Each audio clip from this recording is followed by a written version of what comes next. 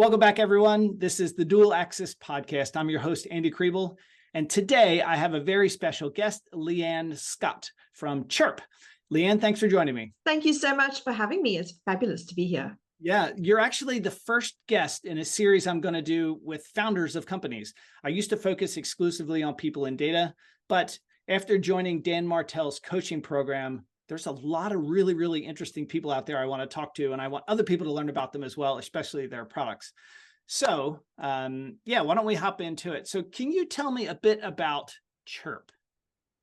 Yeah, absolutely. So Chirp is about how I help founders to get their word and their message out to the world.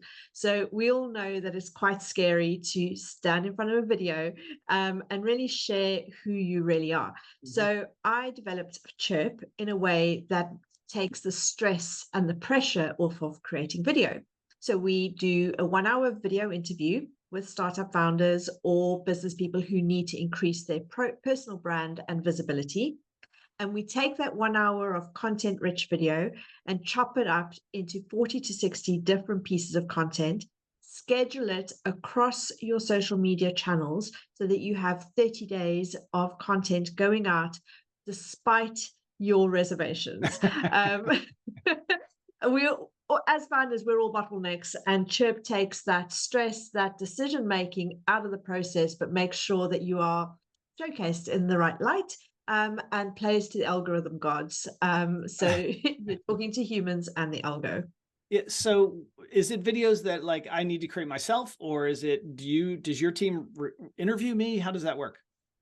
So we interview you. And the reason being is that it's so much easier to have a conversation. Yeah. When you're having a conversation, you get caught up in the moment and you let your passion come through. And I always see people light up, and sometimes they're a bit nervous to start. And then I'm able to ask the questions in a different way that just gets them out of their head and into the passion. So you don't need to create the video. You can do if you have video, or if you're very comfortable in front of video. Some people do that and just send me the video. But I find the best content comes when we actually do the interviewing process. Is it more an interview like this then, like with two people having a conversation? Or what if it's like, I do a lot of live streaming, for example. Can you take live streams and splice those up into content? How does that, is it the same kind of thing, or is it just one-on-one interviews? It can be anything. So I've got one client who sends us her coaching calls. She does a group coaching, and we take that group coaching content and split that up. We could take a live interview, but we can also do the interview process. So if you think about a founder who's actively trying to raise investment, and they've spent all this time creating this 10-slide pitch deck, there is so much detail that goes into each slide, but you only have 12 words per slide. Right. How do you share the rest of the information, the rest of the message? And that's where the power of video really comes in that we can dig into each slide, for instance, and pull out the detail on how you came to that particular slide, and then start sharing that. So when an investor or a potential customer goes online to find out who you are, they're going to hear your story and already form a connection with you. So it can be interview style, it can be send me a video, it can be repurposing your podcast, or even a live stream. Is it just video, or do you do audio as well? We do video, audio, quote graphics. And what are quote graphics? Is that where the wording's over top of the video? No, that's subtitles and captions. Quote graphics is when we take something really profound that you've said and we put it onto a branded slide. Like it'll be, I can't think of something profound right now. So it'll, like an aha moment that's quotable. And we'll put that quotable onto a graphic and then post that on, because some people don't want video to go out every day. Some people are not that comfortable. And so it's good to have a mix. So the biggest problem you're trying to solve then is just helping people get content out for people that are, it probably sounds like people that are either think they're too busy to do it, or don't have the confidence to do it, or feel like they don't have the skills. Is there any other specific problem you were trying to solve? What's the biggest hurdle that people have in maybe doing content themselves?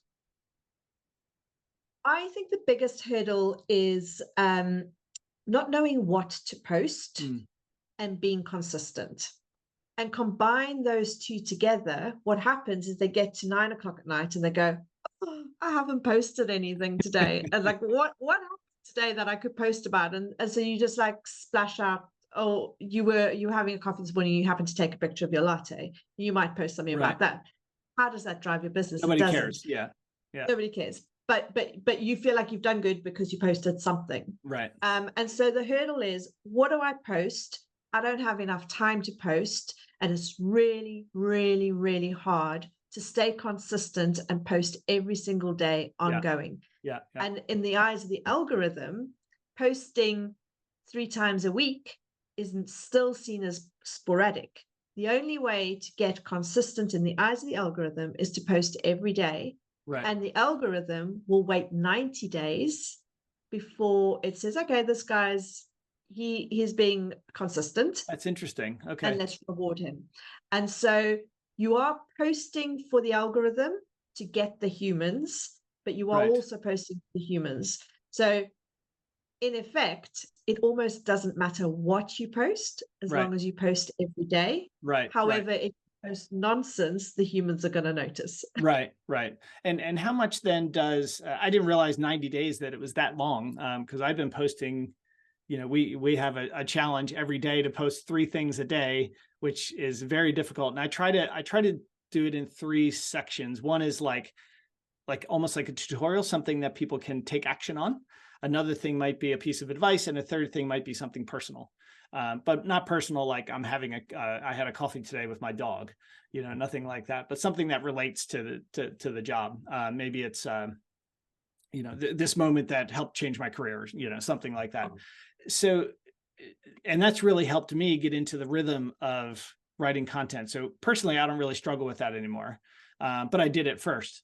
Do you find then that when Chirp kind of, and you use this word, which I love, automagically creates content. I use that word a lot too. I love it. So when Chirp automagically creates the content, how are you seeing that help your customers in the long run? So you need to, because you're giving them 30 days worth of content, but they need 90 days worth of content, right? Yeah. So it's a subscription basis. So Okay. very much like a SaaS. So each month Perfect. we do 1 hour of video. And the way that helps is so if you have a busy day and you don't get to post, that's fine. But what we really want to make sure is that the message that's going out. So if somebody will probably only see every 3 out of 5 of your posts, but you need to know that there is a narrative running through everything that they see, so that they start to get a feel for who you are as a person, and what your business is about and what you stand for. Right. So the really interesting thing is that 80% of people don't actually listen to the video. They watch it and read the subtitles. Interesting. You have to have them in place. And those are those like big subtitles that you see now, right? The big bold letters. And now Yep. is that happening now because there's been research done to find out? Yeah, because I don't remember. It seems relatively recent that we've started seeing those things. Yeah, absolutely. And I suppose with Alex Hormozi's onslaught, for want of a better word, I mean, everybody loves him and everybody wants Alex Hormozi subtitles. But it is about, most people don't read, and I think or don't listen, Right? Because they'll just be scrolling whilst they're watching TV, whilst they're on a train, and so they don't listen to it. They just read the captions. And so only once they've read the captions, they go, oh, actually, this was quite cool. Let me listen to it. And if you think about communication, only 7% of what we communicate is words. So just by being on video, you are sharing who you are, and people are connecting with your body language. They're getting a feel for, are you somebody that I might like to connect with or work with? And so it is important, even if people are not listening, to still have that visual of who you are. Okay. And I've noticed the ones that capture the most attention for me are ones that have bright colors. Like, you're scrolling, you'll see a bright yellow. How much, because I work in data visualization, fonts and colors are a huge part of data visualization. And I feel like that has something to do with what you do as well, right? From a creative perspective, how much thought goes into that?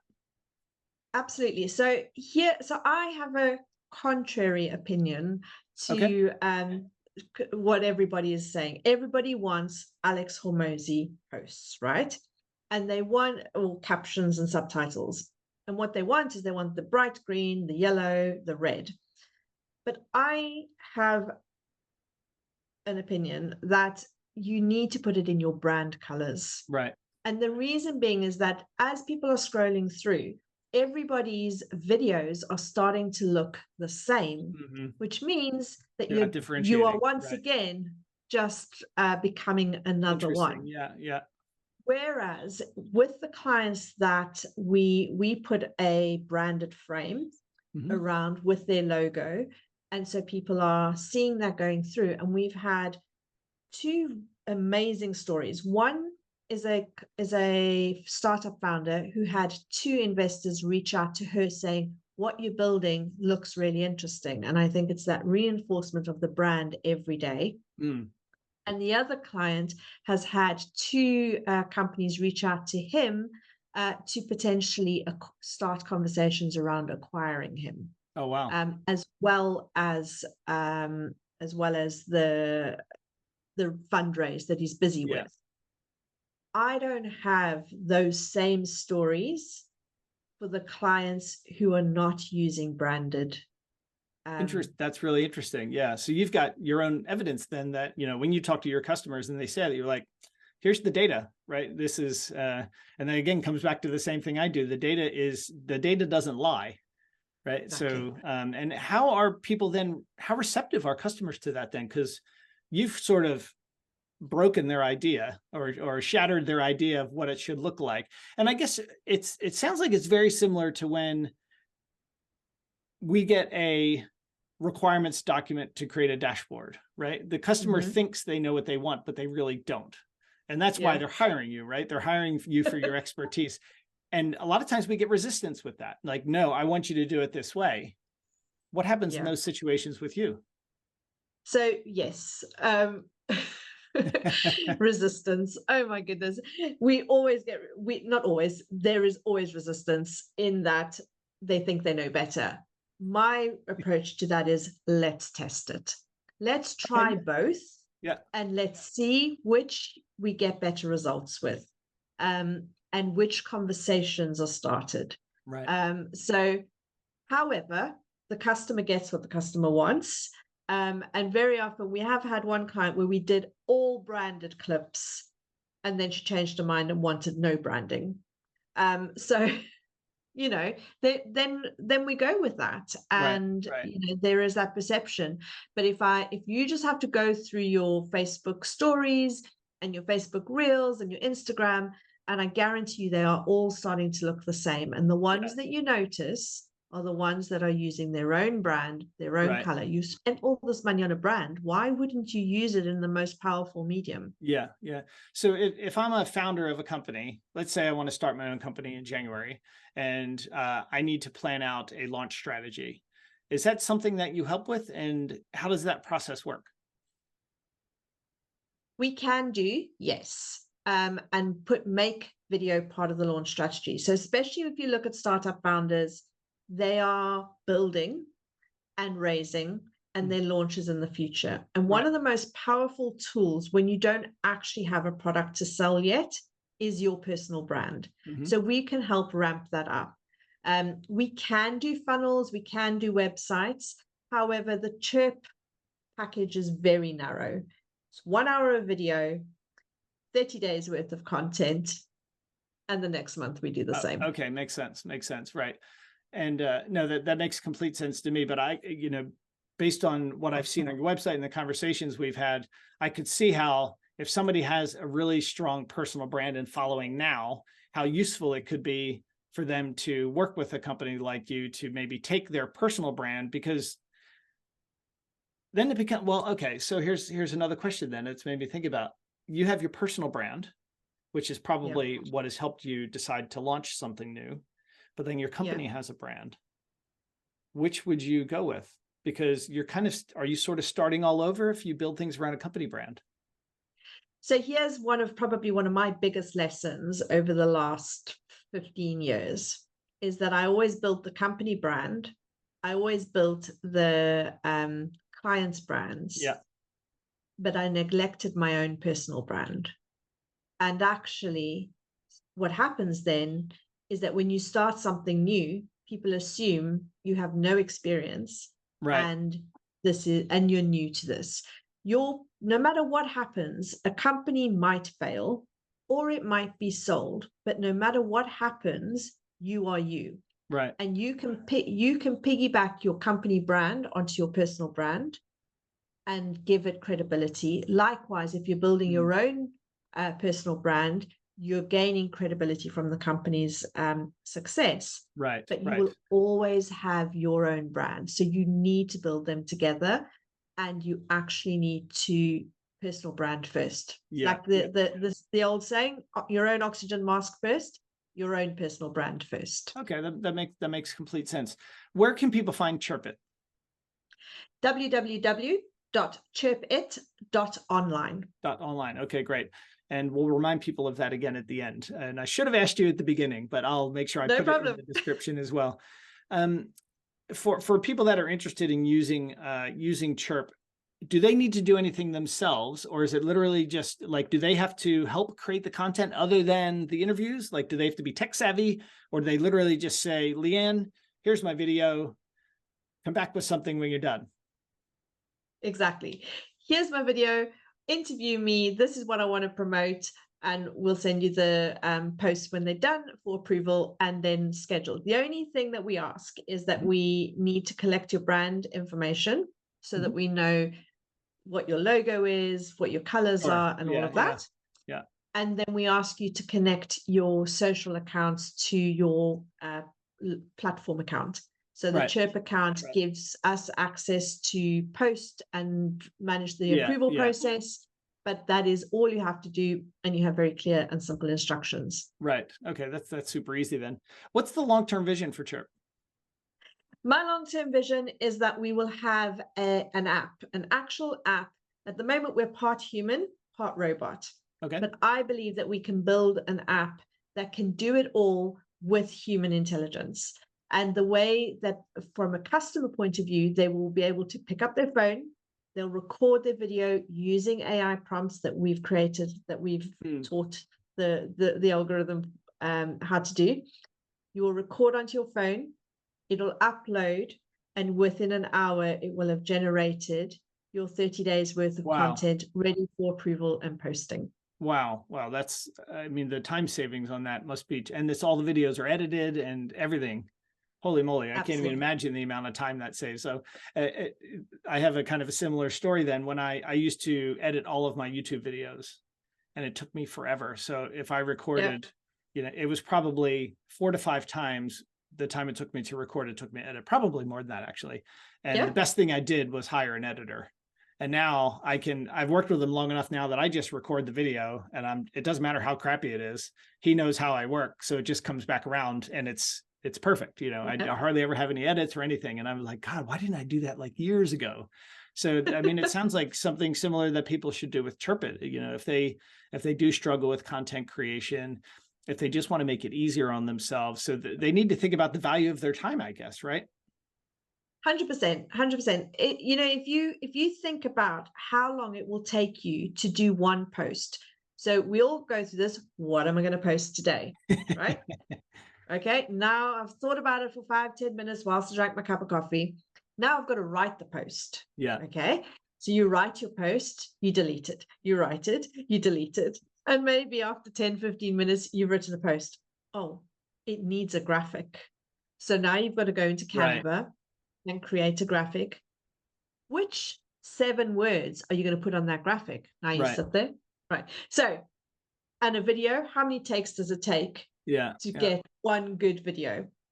So if you did that, say it took you half an hour to do one post every single day, okay? How many hours have you used over 30 days?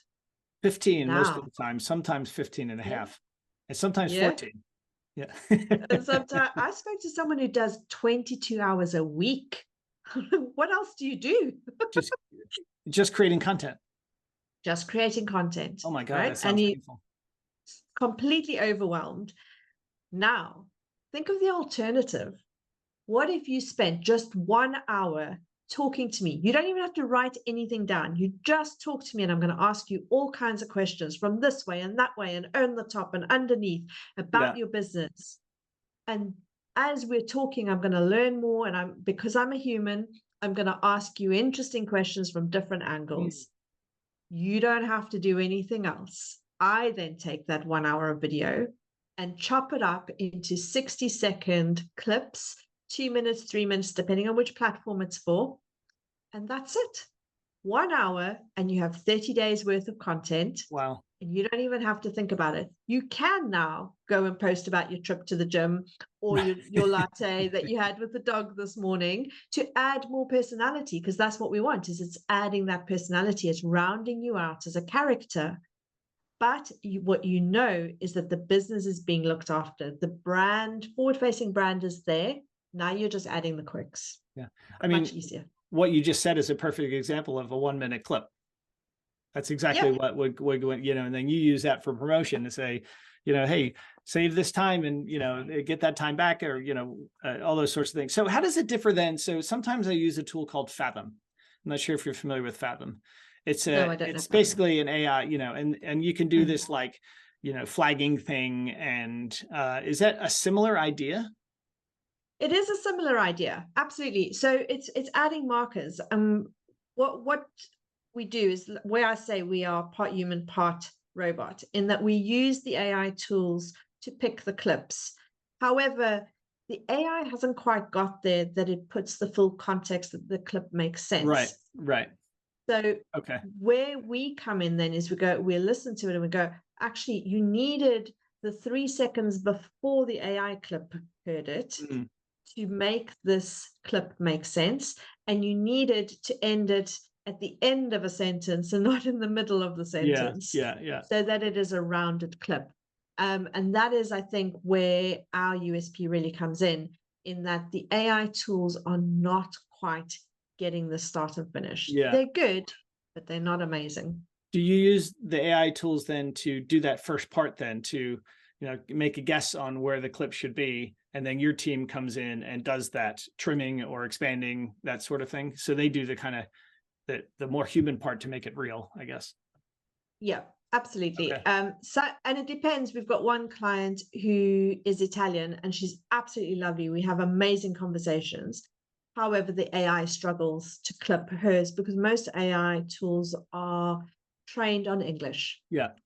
And so, the Italian bit that comes in and the accent it struggles with. So then someone like that Yeah. has got such good information, but we need to put more human into that one. Right. Okay. That makes complete sense. And who are some of your main competitors, and what differentiates Chirpit from your competitors? So our main competitors are your traditional boutique social media agency, Okay. who will charge you anything from £1,500 upwards to £2,500, £3,500. If you think Alex Hormozy spends $20,000 a month creating that level of content.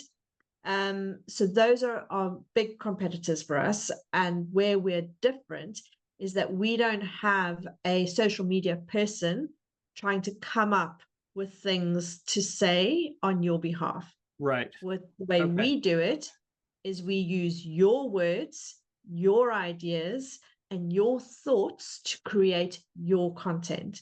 So you can be really sure that the quality of content that's coming out aligns with who you are and with what you think, versus having a junior copywriter trying to think of something to say.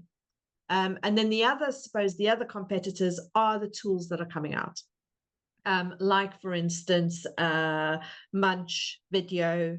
They're really good tools, but that's where we're seeing the AI doesn't quite get the full context of a clip.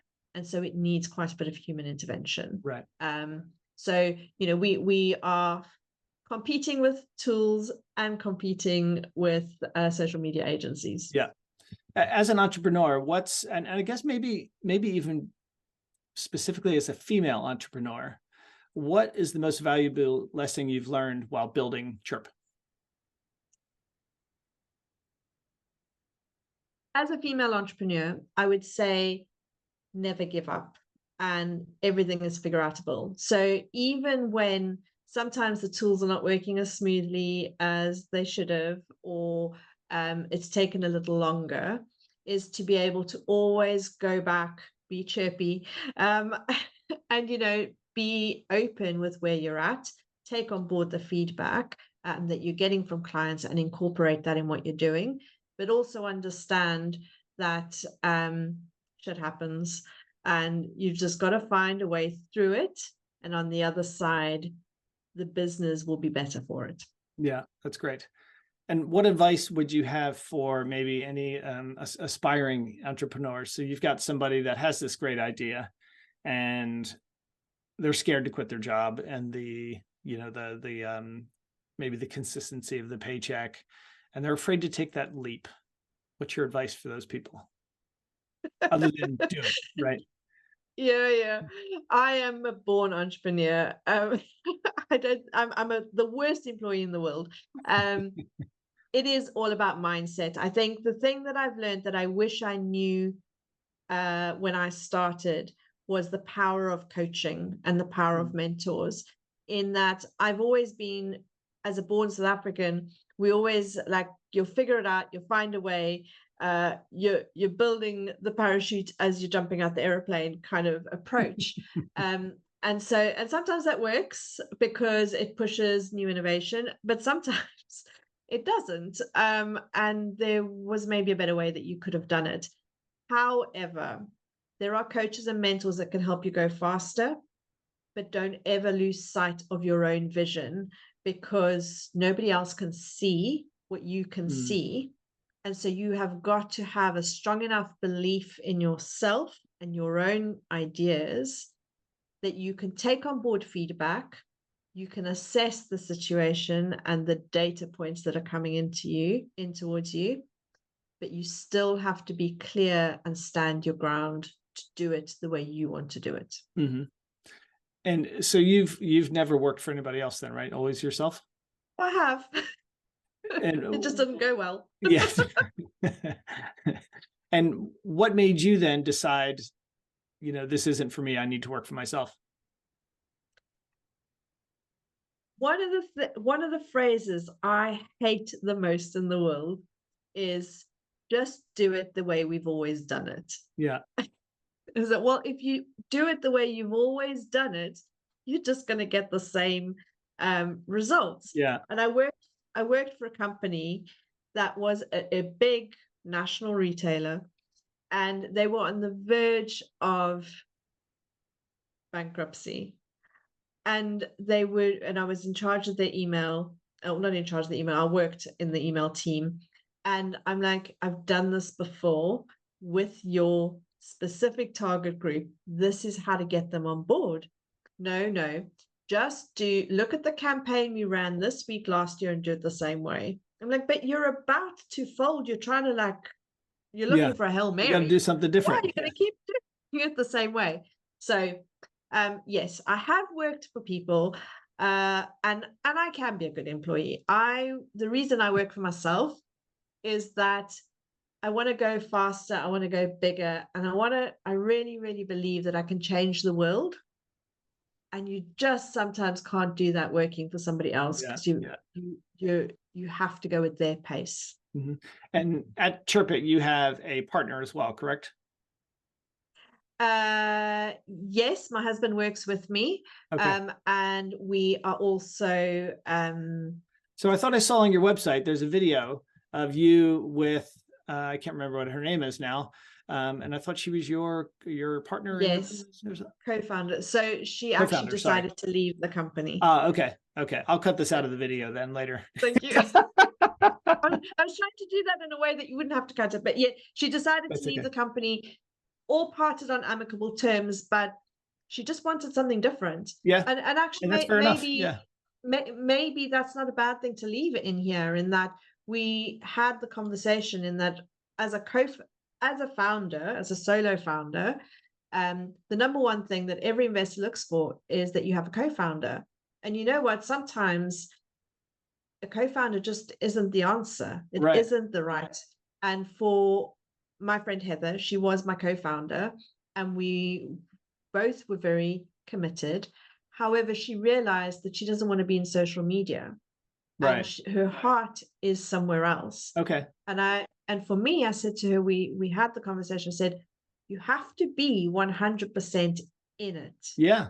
Otherwise, it's not going to work. If one foot is in and one foot is out, and you're telling me in 12 months you don't want to be in social media, then we can't keep going down this path, because it could take 3 years. But what if it takes 5 years? Right. I need to know that you're committed for 5 years. And she couldn't. So Okay, fair enough. Yeah. And so you mentioned that when investors, when an investor comes to speak to you, they want to make sure there's a co-founder. Why is that? there is conventional wisdom that a founding team is stronger and more likely to be successful than a solo founder. And but the statistics show that a solo founder is 46% more likely to be successful. So when you look at a solo founder and a female founder, what tends to happen is they assume you're going to get bored, fall pregnant, or want to be a mom and have a rich husband looking after you. So it's sexism. They don't. Massively. I mean, I've had conversations with people where, but when they heard I was a female and I was on my own, they started asking me about what my husband does and stopped talking about my business. Oh, that's awful. So yeah, and you don't want to work with those kind of people. No, absolutely not. However, it is very, very ripe within the investment industry. I bet. Yeah.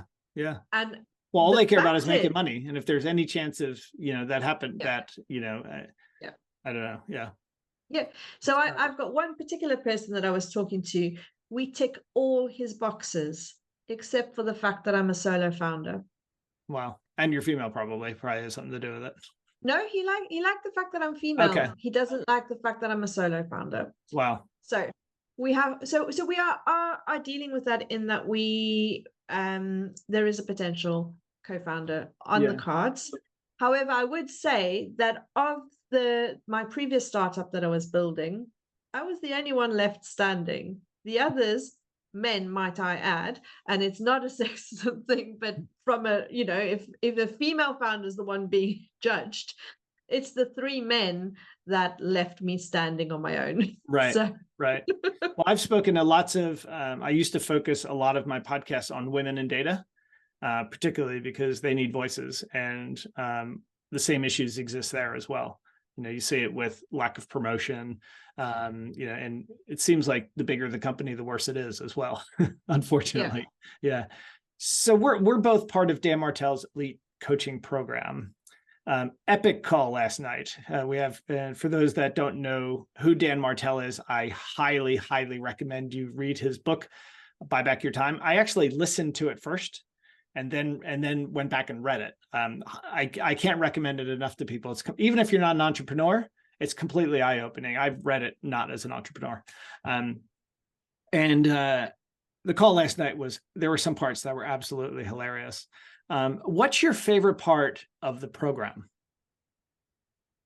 For me, it's the tactics and the mindset thinking. I suppose it's like how you can see that anything is possible, and how he brings it back to your daily standards that makes your success inevitable. And it seems so obvious on the surface, but when you really dig down and start to go, okay, I need to do these 5 non-negotiables a day, and you realize how hard it is to stick to all 5 every day. Every day, even when you're on holiday, even on the weekends. Yeah. Exactly, exactly. And so when you realize how hard that is, you can start to see, well, okay, now I know why I am where I am. And this is such a tangible, relatively easy, and I use the word loosely, um, relatively easy on how you can start to stack your success and change the trajectory of where you are. Yeah. So that has been massively eye-opening. And I guess with one of the 5 daily non-negotiables is those 3 social posts. And I guess that's exactly where Chirpit helps. Absolutely. Yeah. Yeah. That's great. And you mentioned the 5 daily non-negotiables and how brutal they are. Well, brutal is a bad word. It can be difficult to do them. It is quite challenging, but I find it quite rewarding as well. Tell people about those. So yeah, the 5 non-negotiables. So it's And this is all in his reviewing. book, by the way, as well. Yeah, absolutely. Reviewing your goals 3 to 5 times a day. Tick, no problem with that one. Doing 45 minutes of exercise every day, non-negotiable, or exercise at sweat every day. So you can go for a hike, go for a walk, go to the gym, do yoga, whichever. However, I struggle with that one because there's always more work to do. Right. Then the next one is read 10 pages, which has been really good as well. I love In that that one. Yeah. I love reading, but I had got out of the habit of reading daily. Then what do we have? 3 to 5 posts a day, which for most people, I mean, one of the biggest fears that come up with my clients is posting every day, let alone 3 to 5 times a day. And what is that last one? There's the 5 opens. The 5 opens. That is a game changer. That is an absolute game changer. So tell people a bit more about that. And I'm also interested to know how it's helped you and your business. Absolutely. So when you're on social media, what does everybody says? Social media doesn't work, right?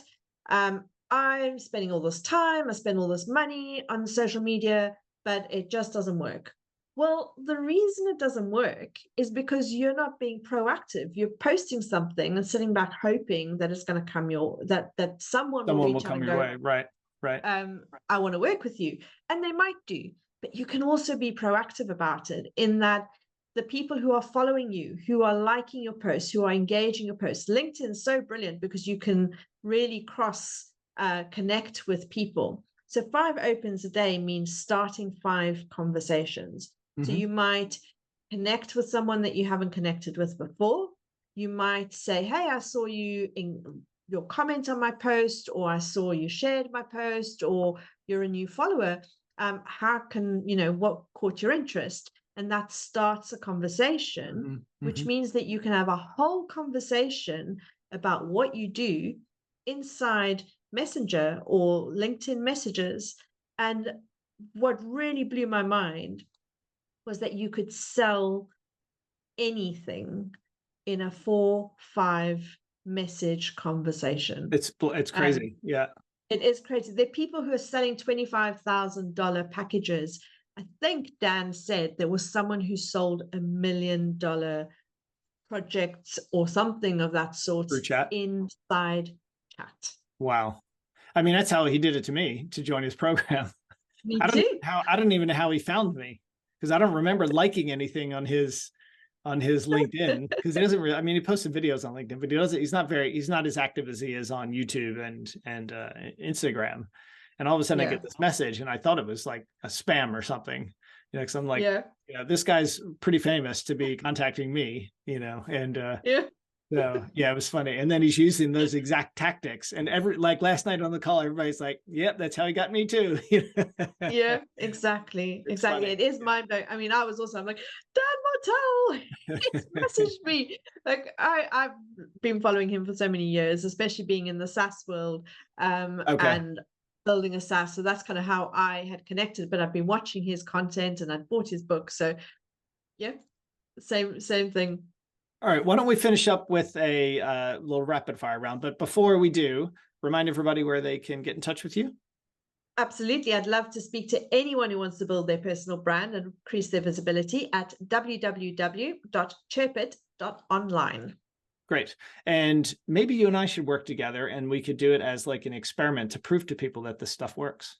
So we could Oh, try I'd that. love that. Yep. So, and my whole career is built around my personal brand. So, Brilliant. yeah. There we go. So, Great place to start.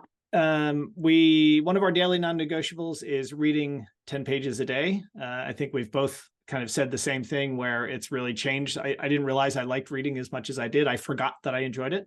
What's your favorite book? Or maybe let's narrow that down, because we're reading a lot now. What's your favorite book you've read in the last year? Definitely Dan Martell's Buy Back Your Time. Oh, that's It's kissing ass. Come on, you I can't. know, I know.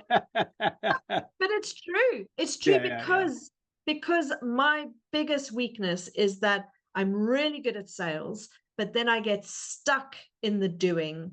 And so, and when I try and delegate, everything always comes back onto my plate. And I end up doing it anyway. And I got really overwhelmed. And so following a lot of the tactics in his book has actually opened my eyes on how to get other people to do what I do. Yeah. And what I'm picking up in the weekly calls is that people that follow his kind of recipe, for lack of a better term, his process, it works.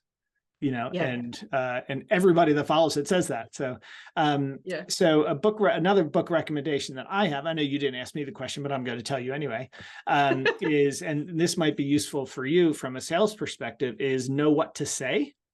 It's very short, and each chapter is something you could say to somebody during a sales process.